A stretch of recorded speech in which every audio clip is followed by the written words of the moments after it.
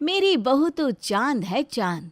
अरे उसके जैसा खाना तो कोई बना ही नहीं सकता। मेरी बहू तो हीरा है हीरा।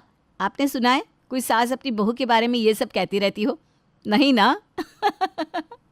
क्योंकि हर सास को अपनी बहू में कमियां ही दिखती है। ऐसी कोई सास नहीं जिसे उसकी बहू एकदम परफेक्ट लगती हो। कावेरी का स्वभाव ऐसा ही था।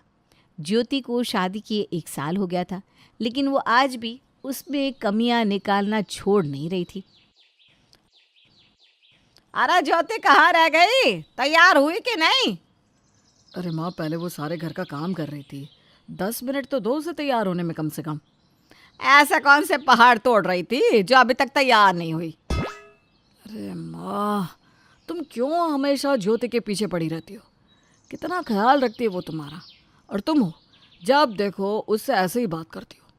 हाँ हाँ, तुझे तो तेरी बीवी ही सही लगती है, हैं? और माँ गलत। सच्ची है, शादी के बाद ना बेटे बदल जाते हैं। माँ, कुछ भी मत कहो अब। चलिए चलिए, मैं आ गई।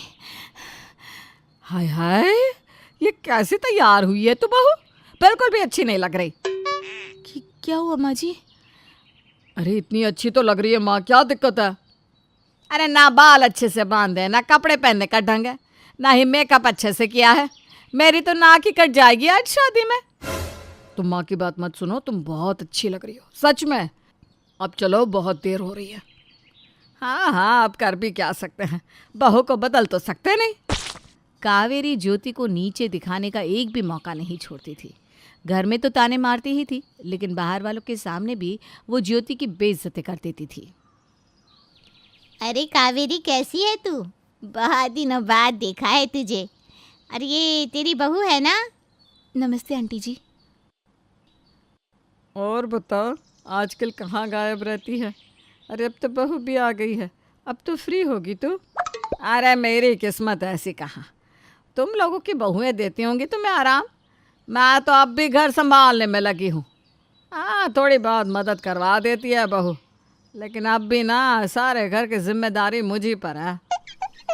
अरे क्यों बहू, अब इस उम्र में भी अपनी सास से काम करवाएगी क्या? अब तो इसे आराम दे। और नहीं तो क्या, हमारी बहुएं तो हमें कुछ भी काम नहीं करने देती। हम तो सारा दिन आराम करते हैं बस बैठ के। हर किसी की किस्मत में आराम नहीं होता, अब क्या करें। मैंने सोचा था पढ़ी लिखी लड़की है, दिखने में भी ठीक ठाक है, आकर सुख देगी, घर संभालेगी, पर लगता है अब भी मुझे ही ये सारी जिम्मेदारियां लेनी पड़ेगी। अरे अरे बेचारी कावेरी, लगता है बहू का सुख ही नसीब नहीं हुआ इसे। और नहीं तो क्या। कोई नहीं कावेरी, तू चिंता मत कर। जब तुझे लगे कि तू बहुत थक गई है तो हमारे घर पर आ जाया कर, ठीक है? और ज्योति बहू, ये तेरी सास है, इसका अच्छे से ध्यान रखा कर। अब इस उम्र में भी ये इतना काम करे, ये अच्छे थोड़ी ना लगते भला। जी आंटी। चल आजा कावेरी, हम दुल्हा दुल्हन के पास चलते हैं। कावेरी ने अपनी सहेलियों के सामने ज्योति की बेइज्जती कर दी, ये कहकर कि वो एक अच्छी बहू नहीं है। उन तीनों के आगे जाने के बाद ज्योति की आंखों में आंसू आ गए थे। ये लो, ये चाट खा कर देखो। अरे क्या हुआ ज्योति, तुम रो क्यों रही हो? नहीं, कुछ नहीं। ज़रूर माँ ने ही कुछ कहा होगा तुम्हें। मुझे जाना ही नहीं चाहिए था तुम्हें छोड़कर। क्या कहा माँ ने, बताओ मुझे। नहीं, कुछ नहीं कहा। माँ जी बड़ी है हमसे और बड़ों की बात का बुरा नहीं मानते। ज्योति, तुम इतनी अच्छी हो, फिर भी पता नहीं क्यों माँ तुम्हें नीचा दिखाती रहती है, तुम में कमियाँ ढूंढती रहती है। मैं अभी माँ से बात करके आता हूँ। नहीं नहीं नहीं, माँ जी का मूड खराब हो जाएगा, छोड़िए ना, हम शादी को एंजॉय करते हैं। ज्योति का दिल तो बहुत दुखी था, लेकिन उसने अपने पति से उसकी सास से कुछ भी कहने से मना कर दिया। पर इन सब बातों से कावेरी की जुबान पर इसका असर कभी नहीं दिखता था। ए ज्योति, कहाँ रह गई तुम? जी जी माँ जी, आपके लिए चाय बना रही थी। रवि का टिफिन बन गया? हाँ जी, बन गया माँ जी। क्या बनाया आज खाने में? आज मैंने करेले बनाए हैं। करेला? रवि तो बिल्कुल नहीं खाता। अरे नहीं माँ, आजकल ना मुझे करेले बहुत पसंद आते हैं। ज्योति इतने अच्छे तरीके से बनाती है कि मज़ा आ जाता है खाने में। रवि, तुझे झूठ बोलने की कोई ज़रूरत नहीं है बेटा। और ज्योति, अगर तुझसे खाना नहीं बन रहा था तो मुझसे कह देती, मैं बना देती मेरे बेटे के लिए टिफ़िन। क्यों उसे करेले खाने पे मजबूर कर रही है? अरे माँ, चुप कर तू। कहा ना मैंने, यह टिफ़िन वापस ले जा और दूसरी सब्जी बना दे रवि के लिए। पर माँ जी, सच में उन्हें मेरे हाथ के करेले पसंद है, इसीलिए मैंने बनाए हैं। देखा रवि, अब तेरी बीवी मुझे जवाब भी देने लगी है। बस यही दिन देखना बाकी था। अरे हट जा तू, मैं खुद अपने बेटे के लिए दूसरी सब्जी बना देती हूँ। नहीं नहीं नहीं माँ जी, आप रुकिए, मैं बना देती हूँ, आप बैठिए प्लीज़। पता नहीं क्या सोच के मैंने इसे तेरे लिए पसंद किया था। एक काम ढंग से नहीं करती है। माँ, तुम ना ये बिल्कुल सही नहीं कर रही हो। ये ज्योति की अच्छाई है कि वो तुमसे कुछ नहीं कहती, और तुम हो कि जब देखो उसे नीचे दिखाती रहती हो। भैया, आप तो कभी माँ से ऐसी बात नहीं करते थे, क्या हो गया है आपको? पिंकी, तू कब आई यहाँ? बस अभी, जब आप माँ से बहस कर रहे थे। तुझे पूरी बात पता नहीं है, इसलिए बीच में मत बोल। हाँ, वो तो मैंने देख ही लिया कि आप किसी को भी अपनी पत्नी को कुछ कहने नहीं देते। अरे तू बात को कहाँ से कहाँ ले जा रही है? मैंने कहा ना तुझे कुछ पता नहीं। रिया, मैंने कहा ना, अब ये किसी की नहीं सुनता। पता नहीं इस ज्योति ने क्या जादू कर दिया है। और नहीं तो क्या, ऐसी तो कोई खास बात है भी नहीं है आपकी पत्नी में। ना इतनी सुंदर है, ना कोई काम ढंग से करती है, और ना ही किसी की बात की समझ है इसमें। तुम दोनों से बात करना ही बेकार है। मैं ऑफिस जा रहा हूँ। सुनिए, ये लीजिए आपका टिफ़िन, मैंने दूसरी सब्ज़ी डाल दी है टिफ़िन में। ठीक है, चलता हूँ मैं। ज्योति के लिए पहले ही मुसीबतें कम नहीं थी, और ऊपर से उसकी ननद भी उसके घर रहने आ गई थी। कावेरी और रिया को ज्योति इतनी पसंद नहीं थी, इसलिए वो दोनों मिलके उसे नीचे दिखाने में लगी रहती। आपने तो भैया को अच्छा कंट्रोल कर लिया है भाभी, आपके अलावा वो किसी की सुनते ही नहीं। नहीं दीदी, ऐसा नहीं है, सॉरी अगर उन्होंने आपसे कुछ गलत कह दिया हो तो। हाँ हाँ ठीक है, अब आप उनकी पत्नी हैं, हम क्या ही कह सकते हैं आपसे। दीदी, आप थक गई होंगी, मैं आपके लिए कुछ लेकर आऊँ खाने को? हाँ ले आइए, पर कुछ अच्छा सा बनाइएगा। वैसे तो मुझे आपके हाथ का खाना पसंद ही नहीं, लेकिन फिर भी कोशिश करिएगा कि कुछ ठीक ठाक बना दे। हाँ, मुझे भी इसके हाथ का खाना ज़्यादा भाता नहीं, पर अब क्या करें, कुछ कह भी तो नहीं सकते ना आजकल की लड़कियों को। बहू, तू ना दिल पे मत लेना, हम तो बस ऐसे ही कह रहे हैं। हाँ पता चला, आपने हमारी शिकायत भैया से कर दी, फिर तो वो हमें ही डांटने लगेंगे। नहीं नहीं दीदी, मैं ऐसा क्यों करूँगी, मैं तो कभी नहीं चाहती कि आप सब में कभी भी लड़ाई हो। हाँ, अब सब बहुएं कहती तो ऐसा ही है, लेकिन आज मैंने जब देखा कि भैया माँ से कैसे बात कर रहे थे तो मुझे बहुत बुरा लगा। आप माँ बेटे के बीच में दरार डलवा रही हैं, ये आपको शोभा नहीं देता। अरे छोड़ ना रिया, बहू और बेटी में बहुत फ़र्क होता है, इससे कुछ मत कह तुम। फिर से रवि से कहकर मुझे ही डांट पड़वा देगी। अरे जा बहू, तू जा, तू तो बहुत अच्छी है। कावेरी और रिया ने ज्योति को नीचा दिखाने में और उसे ताने मारने में कोई कसर नहीं छोड़ी थी, पर ज्योति बस अपने कमरे में आंसू बहाकर चुप हो जाती। उसे यकीन था कि एक ना एक दिन उसकी सास को और उसकी ननद का वो ज़रूर दिल जीत पाएगी, पर वो कब होगा ये अभी तक किसी को पता नहीं था। ज्योति एक बहुत अच्छी बहू थी, उसने ससुराल आते ही सब कुछ बहुत अच्छे से संभाल लिया था। इसके बावजूद भी पता नहीं क्यों कावेरी को हमेशा ही ज्योति में कमियां दिखती थी। वो उसे हर वक्त नीचा दिखाने में और बेइज्जत करने में लगी रहती थी। इतना ही नहीं, अब रिया ज्योति की ननद भी उसके घर रहने आई थी, तो उसकी सास अपनी बेटी के साथ मिलके ज्योति को परेशान करते और ताने मारते रहते।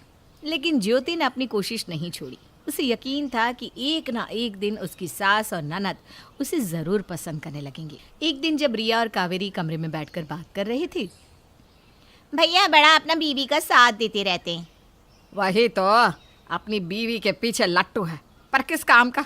वो सुबह जाता है, शाम को आता है, पूरा दिन तो वो मेरे साथ ही रहती है ना। वो तो ठीक है, पर पता नहीं भैया को ऐसा क्या दिखता है इसमें। अब वो तो रवि ही जाने, मुझे तो इसमें इतनी सारी कमियां दिखती है, पता नहीं क्यों रवि को नहीं दिखती। ज़रा उसका चेहरा देखो, बाल देखो, चाल देखो, ना खाना अच्छे से बनाती है और ना ही घर को अच्छे से साफ करती है। वही तो, इसीलिए तो मैं कुछ दिनों के लिए यहाँ रहने आई हूँ। माँ, मैं ना इसे सब कुछ अच्छे से सिखा दूँगी। और वैसे भी यहाँ मुझे एक डॉक्टर को भी दिखाना था। क्यों? डॉक्टर को क्यों? सब ठीक तो है ना? तेरी तबीयत तो ठीक है बच्चा? हाँ माँ, वैसे सब ठीक है, लेकिन तुम जानती हो ना मेरी शादी को कितना वक्त हो गया है। अब तक मुझे बच्चा नहीं हो रहा, इसलिए पंकज और मैं सोच रहे हैं कि एक बार सारी रिपोर्ट्स करवा लें। हाँ हाँ, सही बात है। तो अच्छे से डॉक्टर को दिखा दे और यहाँ आराम भी कर लेना अच्छे से। हाँ, वो तो करूँगी ही। और इस ज्योति को भी सिखाना ही पड़ेगा कि कैसे सास और ननद का ख्याल रखा जाता है। रिया के आने से अब ज्योति की मुश्किलें और भी ज़्यादा बढ़ने वाली थी। रिया ने जानबूझकर ज्योति को परेशान करना शुरू कर दिया था। अरे ज्योति, ये क्या है? घर की सफाई भी ठीक से नहीं कर पाती क्या? देखो यहाँ कितनी धूल लगी है। नहीं दीदी, मैं तो अच्छे से घर को साफ करती हूँ। पता नहीं तुम्हारा ध्यान कहाँ रहता है। घर में एक चीज़ ढंग से नहीं रखी तुमने। और रसोई घर की हालत देखो कैसी कर दी है तुमने। पता नहीं कैसे माँ ने तुम्हें पसंद कर लिया भैया के लिए। मैं अभी ठीक कर देती हूँ दीदी। वो तो ठीक है, लेकिन आज मेरे पति आ रहे हैं घर पे, तो ध्यान रहे कि उनकी खातिरदारी में कोई कमी नहीं रहनी चाहिए। सब कुछ अच्छे से करना। जी जी दीदी, आप चिंता मत कीजिए, मैं सब कुछ अच्छे से संभाल लूँगी। जीजा जी के लिए उनकी पसंद का नाश्ता भी बना दूँगी मैं। ठीक है, वैसे बोलती तो बहुत कुछ हो लेकिन करती कुछ नहीं। चलो जल्दी जल्दी साफ कर दो ये। वैसे दीदी, नंदोई जी यहाँ आ क्यों रहे हैं? मतलब किसी काम से आ रहे हैं क्या? अच्छा, अब तुम्हें मेरे पति के यहाँ आने से प्रॉब्लम है।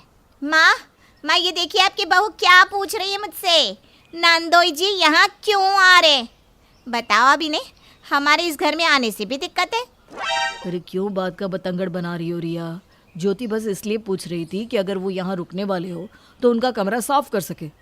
आप तो रहने ही दीजिए भैया, आपको तो अपनी बीवी कभी गलत लगती ही नहीं। अरे जब गलत है ही नहीं तो मैं क्यों नहीं उसका साथ दूँ? और जो ये हमारे साथ करती है, हमें इतने ताने सुनाती है, उसका क्या भैया? माँ और तुम शुक्र करो कि ज्योति आप लोगों को पलट कर कुछ नहीं कहती। अगर मैं उसकी जगह होता तो पता नहीं क्या कर चुका होता। हाँ हाँ, मुझे पता है, ये सब बहू नहीं सिखाया होगा। इससे तो मज़ा ही आ रहा होगा, भाई बहन के बीच दरार डलवा के। प्लीज़ आप चुप हो जाइए, दीदी से कुछ मत कहिए, मेरी ही गलती है। आप दोनों मत लड़िए प्लीज़। देखा माँ, अब भी वो तुम दोनों की ही बात मान रही है। मेरे शब्दों को याद रखना माँ।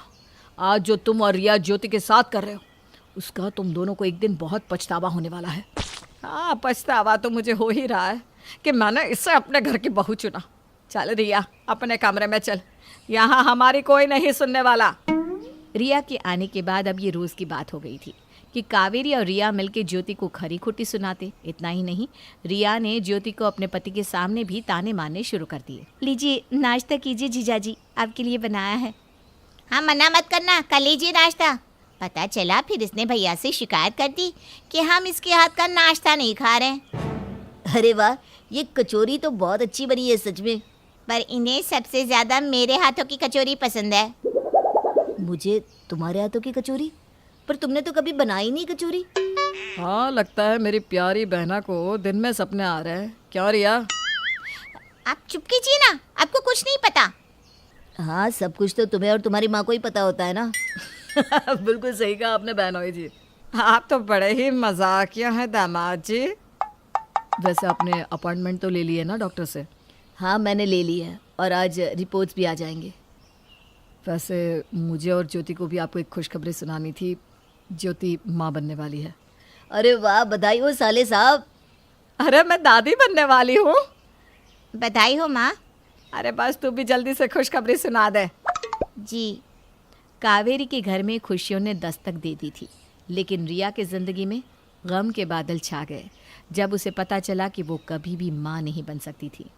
डॉक्टर के पास से आने के बाद जैसे वो सुन हो गई थी, ना किसी से कुछ बात करती और ना ही हंसती। हे भगवान, ऐसा क्यों किया मेरी बच्ची के साथ? क्या हालत हो गई है इसकी। मैं सोच रहा था कि कुछ दिन रिया को आप अपने साथ ही रखिए, उसका मन लग जाएगा यहाँ। आप भी ध्यान रखिएगा। पंकज ने कुछ वक्त तक रिया को उसके मायके रहने के लिए छोड़ दिया, जिससे वो अपना गम भुला पाए। और यहाँ पर रिया पूरी तरह बदल चुकी थी। वो अब ज्योति का बहुत ख्याल रखने लगी थी। ज्योति जाओ, तुम आराम करो, मैं काम कर लेती हूँ। तुम गर्भवती हो, आराम करना चाहिए तुम्हें। अरे नहीं नहीं दीदी, आप बैठिए, मैं कर लेती हूँ। अरे नहीं, जाओ ना, आराम करो। और ये लो, ये जूस पी लेना पहले। जी दीदी। रिया का मन ज्योति को गर्भवती देखकर बहुत खुश होता और साथ ही साथ खुद को बच्चा न होने का सोच के दुखी भी हो जाता। ज्योति को भी रिया को इस तरह उदास देखकर बिल्कुल अच्छा नहीं लग रहा था। रिया को ऐसे देखकर बहुत बुरा लग रहा है। हाँ, पर आपको पता है, वो मेरा इतना ध्यान रखने लगी है कि क्या ही बताऊँ। मुझे टाइम से खाना देना, जूस देना, दूध देना, सब कुछ देखती है। क्योंकि शायद उसे पता है कि उसे माँ बनने का सुख कभी नहीं मिल पाएगा, इसीलिए वो हमारे बच्चे में अपनी खुशी ढूंढ रही है। आपने ठीक कहा।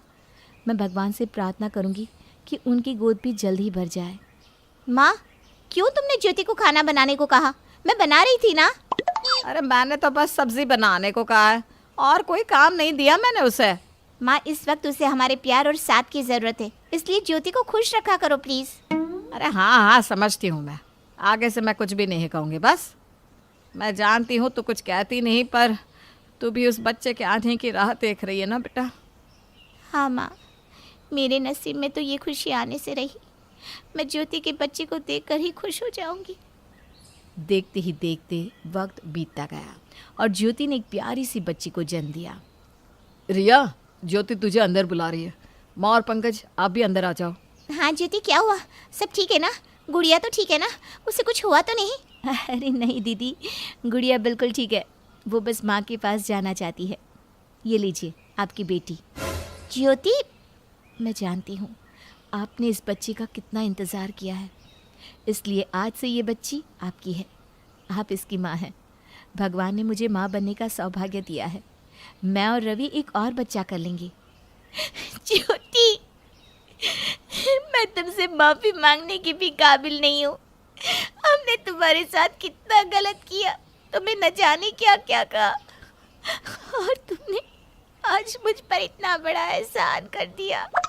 मुझे तो हमेशा ही मेरी बहू में कमियां दिखाई देती थी, जबकि तू तो खूबियों की खान है ज्योति। हमें माफ कर दे ज्योति बहू। बस अब कोई नहीं रोएगा। दीदी की बेटी हुई है, सब साथ में खुशियाँ मनाएंगे। हाँ, बस इसकी बेटी इस पे ना जाए, नकचड़ी। ये बात आपने बिल्कुल सही कही है साले साहब, मैं मानता हूँ। ये कहानी है उन समस्याओं पर जिसे हर बहू को फेस करना पड़ता है। माँ, कैसी बात कर रही हो? शादी से डर लगता है मुझे। दीदी की हालत देख रही हो? क्या हालत है दीदी की? ठीक तो है। कहाँ ठीक है माँ? अब मैं कल ही तो गई थी उनके घर। ऐसे रह रही थी जैसे घर पर कोई चोर घुस आया हो। धीरे बोलो, सर पर पल्ला, और तो और सर नीचे रखो। अरे ना माँ, ये क्या जिंदगी है? देखा राधिका, इसे ही परिवार के संस्कार कहते हैं। तो क्या जीजाजी संस्कारी नहीं है? वो तो यहाँ ऐसे आते हैं जैसे तालिबानी अफगानिस्तान में घुसे हैं। तभी वहाँ जीजा आ जाते हैं। ये क्या है सासू माँ, घर का दरवाजा बंद रखा करे। कितनी बार बोला है, लड़कियों वाला घर है आपका। देखिए मैं कैसे घुस आया बिना किसी रोक टोक के। वो इसलिए जीजू कि दरवाजे में जो शेरू बंदा है ना, वो आपको जानता है। नहीं तो रात क्या, दिन में भी हमारे घर के अंदर चूहा भी नहीं घुस सकता। वैसे कैसे आना हुआ आपका? अरे चुप कर, जीजाजी है तेरे, उनका घर है, जब मर्जी आए। बोलती बहुत है ना ये। अरे इसकी जबान बंद करने का इंतजाम करने आया हूँ। सासू माँ, मेरे दोस्त के लिए लड़की ढूंढी जा रही थी। मेरी बीवी को देखकर उसने तो साफ साफ कह दिया कि उसे भी ऐसी ही लड़की चाहिए। अब लेकिन बेटा, ये मीरा से बिल्कुल अलग है। ये थोड़ी। देखिए सासू माँ, कोई बहाना नहीं चलेगा। लड़का बहुत अच्छा है, मेरे बचपन का दोस्त है, और इसीलिए मैं शादी तय कर रहा हूँ। अच्छा चलता हूँ, फिर मिलते हैं। जीजा वहाँ से चला जाता है। अगले रोज वो अपने दोस्त की फैमिली के साथ आता है। दोस्त की माँ कहती है, अरे क्या बेटी है आपकी बड़ी वाली, छोटी भी वैसी ही है क्या? हाँ, वो क्या है ना, फैक्ट्री एक है तो प्रोडक्ट भी तो एक जैसा ही होगा ना। मजाकिया है, लेकिन है बहुत अच्छी। अच्छा, ऐसा क्या अच्छा कर दिया जीजा हम लोगों ने आपके साथ? देखिए, मैं साफ साफ कह देती हूँ, अगर आप लोगों को दीदी की तरह की लड़की चाहिए तो मैं वैसे बिल्कुल भी नहीं हूँ। आप किसी और से शादी कर लीजिए, क्योंकि मैं खुले विचारों की लड़की हूँ। मेरा मानना है कि भगवान ने एक जिंदगी दी है तो खुलकर जियो। अरे क्यों उसे घूंघट और घर की चार दीवारी में खत्म कर दो। राधिका की बात से जीजा का दोस्त इम्प्रेस हो जाता है, लेकिन उसकी माँ, देखो बेटी, हम लोगों को तो घरेलू और सास ससुर की इज्जत करके रहने वाली बहू चाहिए, ना कि खुले विचारों वाली। तो ये रिश्ता हम लोगों को तो समझ में नहीं आया, इजाजत दे। सभी लोग खड़े हो जाते हैं कि लड़का बोल पड़ता है। अरे बैठो ना माँ, कैसी बात कर रही हो? राधिका सही तो कह रही है, मुझे भी बीवी चाहिए, कोई नौकरानी या गूंगी गुड़िया नहीं। बस फिर क्या था, राधिका को भी लड़का ठीक लगता है। लेकिन यहाँ से शुरू हो जाती है एक टकराव की कहानी सास और बहू की। और फिर कहते हैं ना, मियाँ बीवी राजी तो क्या करेगा काजी। शादी तो हो जाती है, लेकिन शादी के बाद नई जगह नींद कितनी जल्दी खुल जाती है ना। देखो तो वक्त क्या हो रहा है। अरे अभी तो 5 ही बज रहे हैं। चलो थोड़ा सो लेती हूँ। तभी सास की आवाज आती है।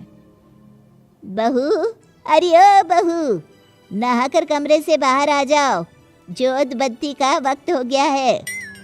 हे भगवान, इतनी सुबह उठना है। पहला दिन है, आज कर लेती हूँ। कल से बात कर लूंगी कि मैं इतनी जल्दी नहीं उठ सकती। नहा धोकर वो बाहर आती है कि ससुर बैठे होते हैं।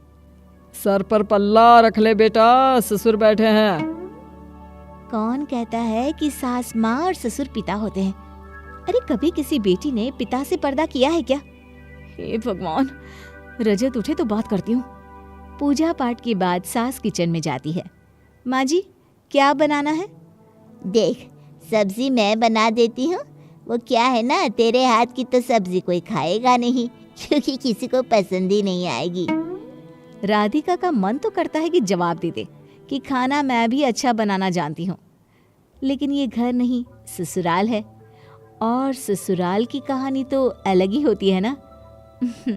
जी माँ जी, बना लीजिए। वैसे भी नहाने के बाद मुझे बहुत भूख लगती है। पूरा खाना बनाने के बाद बहू टेबल पर 4 प्लेट लगा देती है। सभी खाना खाने बैठ जाते हैं, लेकिन जैसे ही राधिका कुर्सी खसकाती है कि सास बोल पड़ती है। अरे, हम लोगों के खाने के बाद खाना खाना है, कुछ कम पड़ गया तो? राधिका पति की तरफ देखती है। कैसी बात कर रही हो माँ? वो क्या इस घर के सदस्य नहीं है? और वो बोल भी रही है ना कि उसे भूख लग रही है। माँ, ये बात ठीक नहीं है। हाँ बेटा, सही कह रहा है तू। बैठ बहू, खाना सब साथ में खाएंगे। राधिका बैठ जाती है। सास कुछ नहीं कहती, लेकिन सबके जाने के बाद राधिका जब कमरे में आराम करने जाती है तो सास की आवाज आती है, जो फोन पर बात कर रही होती है। अरे देख ले, क्या जमाना आ गया है। अरे जो बेटा कल तक हाँ माँ तू सही है, हाँ माँ तू सही है किया करता था, अब बहू के सामने कहता है क्या माँ, कैसी बात कर रही है। हे भगवान, ये लड़की ना मुझे पहले दिन से ही पसंद नहीं थी। आधी बात बता रही है, ये पूरी बात क्यों नहीं बताती कि क्यों बेटे ने ऐसा बोला? अरे बहू को बहू नहीं, कुत्ता समझा है जो सबके खाने के बाद खाना खाएगी। अरे मायके में तो मुझे सबसे पहले खिलाया जाता था। चल रखती हूँ, महारानी को याद दिलाऊं कि दिन में खाना भी खाना होता है, वरना ये तो सोती रहेगी। सास की आवाज राधिका सुन चुकी थी। वो बाहर जाकर खाना लगा देती है और अपना खाना लेकर कमरे में आ जाती है, लेकिन जैसे ही खाना शुरू करती है, अरे खाना देकर छुप गई हो? और कुछ चाहिए होगा तो कैसे लेंगे? कुछ तो समझना चाहिए। हाँ माँ, मैंने रसोई में ताला लगा दिया है ना, जो कैसे लेंगी आप? राधिका जाकर सास के सामने सारा खाना रख देती है और फिर कमरे में आ जाती है। हे भगवान, क्या समझाऊं, इससे तो अच्छा था कि बेटे की शादी ही ना कराती। राधिका को भी सास पर गुस्सा आ जाता है। वो तैयार होती है और घर से बाहर जा रही होती है कि सास पूछती है, कहाँ जा रही हो? कुछ पूछना है कि बस हाथ हिलाकर निकल जाओगी हैं? ससुराल है, तेरे बाप का घर नहीं। पता है, इतने दिनों से यही तो पता चल रहा है कि ये ससुराल है और मैं किसी और दुनिया का प्राणी। अरे नहीं रहना मुझे यहाँ। क्या हालत बना दी है एक ही हफ्ते में मेरी। क्या हालत बना दी है, हैं? इंसानों वाला ही तो काम करवा रही हूँ और हर बहू करती है ये काम। हाँ, लेकिन क्या बहू इंसान नहीं होती? अरे जो कल तक सुबह 9 बजे उठती थी वो एक ही दिन में 5 बजे उठने लगे। जो कल तक माँ के पीछे खाने के लिए रोती थी वो सबके खाने के बाद आखिर में खाना खाए। जो कल तक हाफ पैंट टी शर्ट पहनकर लेटी रहती थी वो एक ही दिन में सर पर पल्ला लेकर पूरे घर का काम करे। अरे माँ जी, माना की शादी की है, लेकिन वक्त तो दीजिए। किसी को भी मेरी बुराई कर रही है क्या? जिससे आप मेरी बुराई कर रही है वो आपको रोटी बना कर देने वाली है? नहीं ना? अरे काम तो बहू बेटा ही आएंगे ना।